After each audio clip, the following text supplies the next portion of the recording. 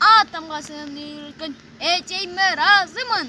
Tugay balam, Kırgız eli almızdaktan beri yaşap kelatkan elbiz.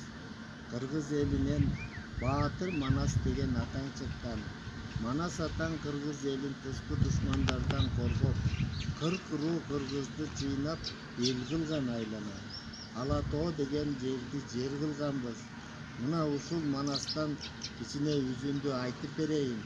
Özün dağı Manas aytkanga mınta koyup көңүлүңдү буруп жүр балам.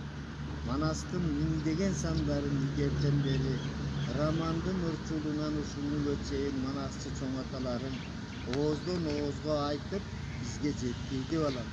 Мына бизде карачы, Манас каныбызда жашаган үчүн тип кичинекей Үмөт деген бала кат билбесе да Манасты кандай айтып атат балам.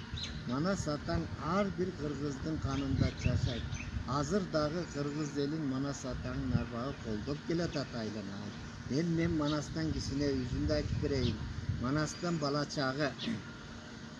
Эй, айдан ай өтүп, ай мезгили келипир, жылдан жыл өтүп, жыл мезгили болупур. Ошо кезден Ирганас 7ге жашы келипир, 5ге жашы келгенче бешелиң Манас баскан жок.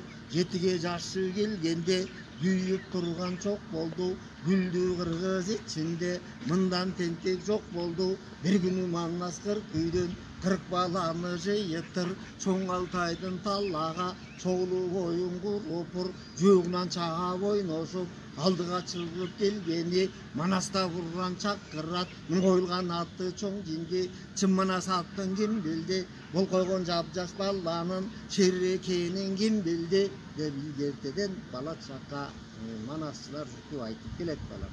Сен да Манас айтып жүр. Резеге жеткизген ата-энеме разымын. Ойланайын, чоң рахмат. Кыргыз элине ак кызмат кылган билимдүү жаштардан болуп чоңой айланайын.